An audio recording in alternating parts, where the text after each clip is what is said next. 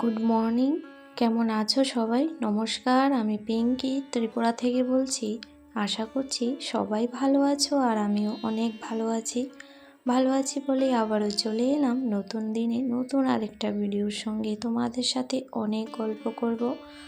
তো চলে এসেছি ছাদে এসে কিছুটা সবজি তুলে নেব। এখানে প্রথমে ধনে পাতা আর হয়েছে পেঁয়াজ পাতা তুলে নিলাম, আর কিছুটা নিয়েছি পুদিনা পাতা, চাটনি করব। আর এখানে আমার একটা বেগুন গাছ, একটাই গাছ আছে, আর এটার মধ্যে প্রথম বেগুন একটা ধরেছে। আর আমার ছেলে বলছে ওইটা মা পেরে নাও, কালকেও বলেছিল। তো এটা তো একদম গাছটা ছোট বলে বেশি বড় হওয়ার জায়গাটা পাচ্ছিল না, আর নিচটা কিন্তু একটু নষ্ট হয়ে যাচ্ছিল। তো চলো, সারাদিন আমি কি করছি না করছি অবশ্যই তোমাদের সাথে শেয়ার করব। এখানে দুইটা গাছ আমি কিন্তু লাগাইনি, এগুলা বিচি পরে হয়তো উঠেছে। আর কতগুলা টমেটো ধরেছে দেখো, একদম উপর থেকে নিচ পর্যন্ত শুধু টমেটো। জানি না কতদিন গাছটা টিকবে, কারণ গরম তো ভালোই পড়েছে যেহেতু। আর সঙ্গে এখানে দুটো লঙ্কার চারা, আর লঙ্কাগুলো এমনভাবে ধরেছে মনে হচ্ছে পাতা থেকে লঙ্কাটাই সবচেয়ে বেশি।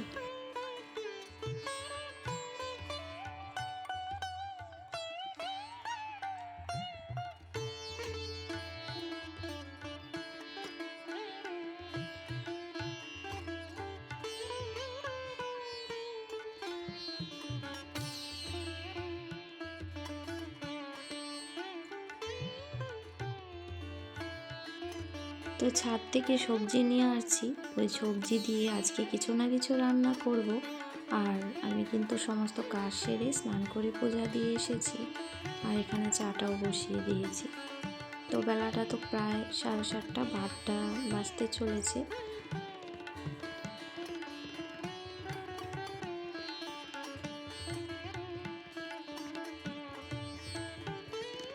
তো আমার জন্য এখানে লিকার চা করেছিলাম, ওইটাই খাবো। আর শ্বশুরমশাইকে দিয়ে আসছি ওইখানে দুধ চা। তো আর বাকি সবাই যার যার কাজে আছে, যখন সময় হবে খেয়ে নেবে।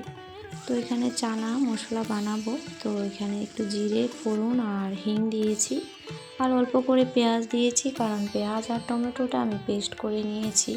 তো এভাবে করলে কিন্তু চানা মশলাটা খেতে গাঢ় গাঢ় হয় আর ভালো লাগে।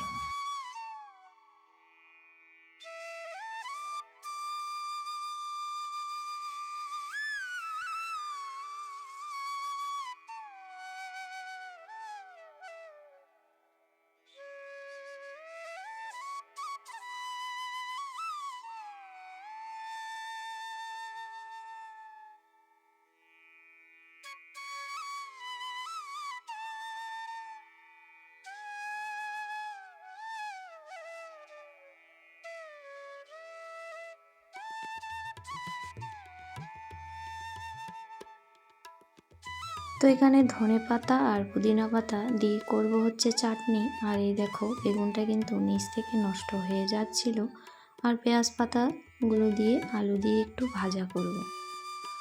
তো পেঁয়াজ পাতাটা কেউ খেতে চায় না ঘরে, কিন্তু এটা তো গাছের, কোনো সার ওষুধ কিচ্ছু নেই, আর একদম গলেও যাবে যেহেতু একদম নরম ছিল। আমি যে সময় ভেঙে এনেছিলাম তখন কিন্তু বোঝা যাচ্ছিল একদমই কচি।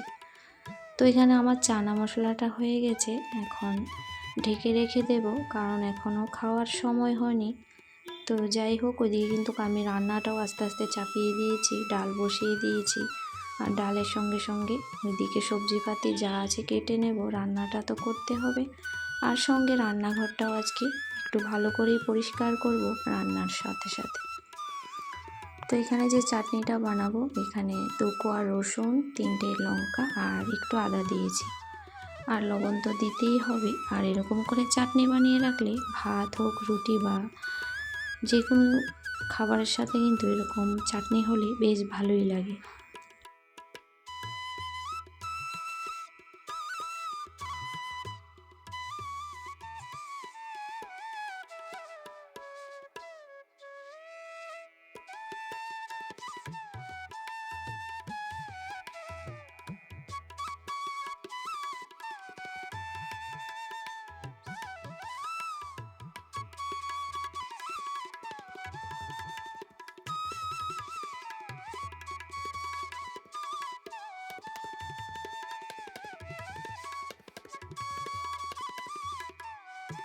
তো আবার ওইদিকে একটু চা করে নিয়েছি, আর আলু আর পেঁয়াজ পাতাটাও ভাজা হয়ে গেছে, সঙ্গে কিছুটা পাতাকপির বড়া করে নিয়েছি সকালে খাওয়ার জন্য।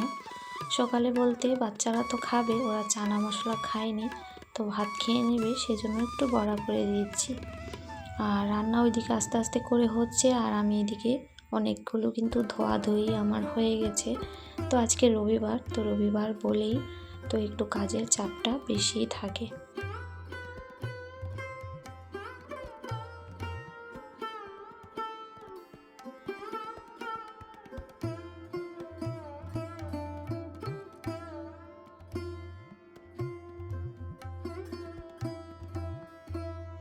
তো রান্নাটা আমার ওইদিকে হয়ে গেছে, রান্নাটা সেরেই চলে এসেছি। এই যে র্যাকগুলো একটু ধুয়ে নেব ভালো করে, কারণ সপ্তাহ বা 15 দিন পর পর করতে হয়, কিছু করার নেই, ধুল পড়ে, সঙ্গে তেল ছিটকে, যেহেতু রান্নাঘর চিমনি নেই আর এমনিতেও জানলাটা একটু দূরে, তো পুরো ধুলবালি নোংরা হয়ে থাকে। আর ইচ্ছে করে আমারও যে একটু রেস্ট করি, কিন্তু যখন নোংরাগুলো দেখি আমার কিন্তু একদমই ভালো লাগে না। আমার তো আর ইচ্ছে করে না যে আমি সারাদিন কাজ করি, প্রত্যেক গৃহিণীরই সবাই চায় যে একটু রেস্ট করতে, কিন্তু কাজ করে কাজকে গুছিয়ে ঘর বাড়ি একদম পরিপাটি রাখার পরেই কিন্তু শান্তিটা লাগে, আর তখনই রেস্ট করার ইচ্ছেটাও জাগে। কাজ ফেলে রেখে কিন্তু রেস্ট করা যায় না। তো যাই হোক, এখানে আমার ছেলেও চলে এসেছে কাজ করার জন্য। তো ও বলছে যে আমি এটা নিয়ে আসছি, তো ছাদে দিয়ে আসবো জল শুকাতে। আমি বলছিলাম না না, জল শুকাতে দিতে হবে না, প্লাস্টিক তো এমনি রঙটা জ্বলে যাবে, তো মুছে নেব। তো পিঁপড়ের অত্যাচার, আমার ঘরে অনেক পিঁপড়ের অত্যাচারে খুবই খারাপ লাগে, সারা বাড়ি কোনায় কানায় বালি উঠিয়ে রাখে, তো সেই জন্য আরও ময়লাটা বেশি হয়।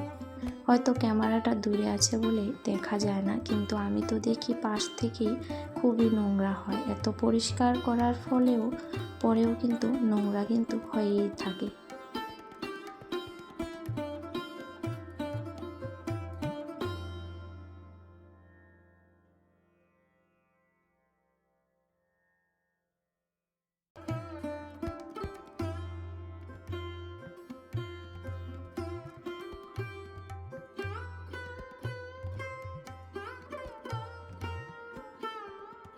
যে সকল বন্ধুরা তার আগের ভিডিওতে কমেন্ট করেছো, সবার জন্য অন্তর থেকে অনেক ভালোবাসা। আর পর্দার আড়াল থেকে যারা আমাকে প্রতিনিয়ত সাপোর্ট করে যাচ্ছ, সবার জন্য অনেক ধন্যবাদ আর বুক ভরা ভালোবাসা রইল। তো এখানে এক এক করে কিন্তু আমি গুছিয়ে নিয়েছি, সমস্ত কিছু গুছিয়ে নেব। আর উপরেও স্ল্যাপের উপরে অনেক কিছু ধুয়ে রেখেছি আমি, কৌটা, তেলের জার, ওইগুলা।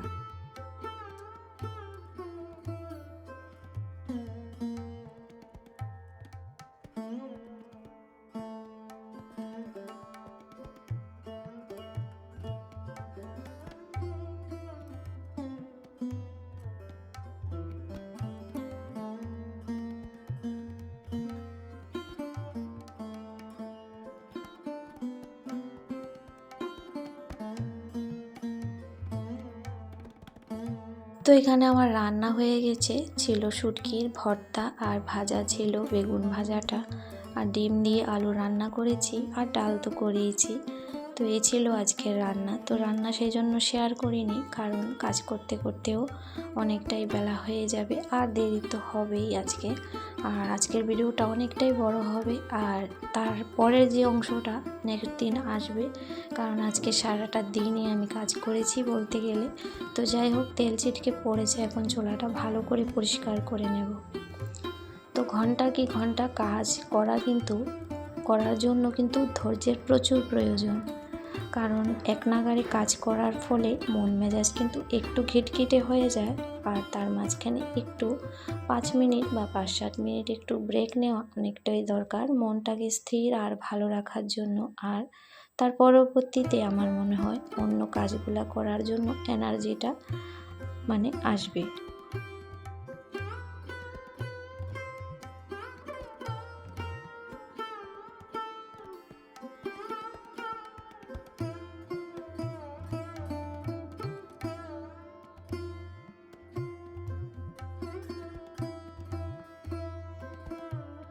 তো বাসন ধোয়ার পর সাবানটা একটু রোদ্রে দিয়েছি, কারণ যে কোনো কাপড় কাচার বা বাসন মাজার সাবান কিন্তু জলজলে হয়ে যায়। তো প্রত্যেক দিন এরকম করে একটু দুপুরবেলাটায় রোদে দিয়ে রাখি, আর যখন দরকার হবে আবার তো নিতেই পারবো। তো রান্নাঘরটা একটু মুছে নিয়েছি, একদম চকচকে পরিষ্কার হয়ে গেছে আমার রান্নাঘর। তার সঙ্গে আজকের ভিডিওটা এখানে শেষ করব। আগামী দিন আসবো আবার পরবর্তী ব্লগে। ততক্ষণ পর্যন্ত সবাই ভালো থেকো, সুস্থ থেকো।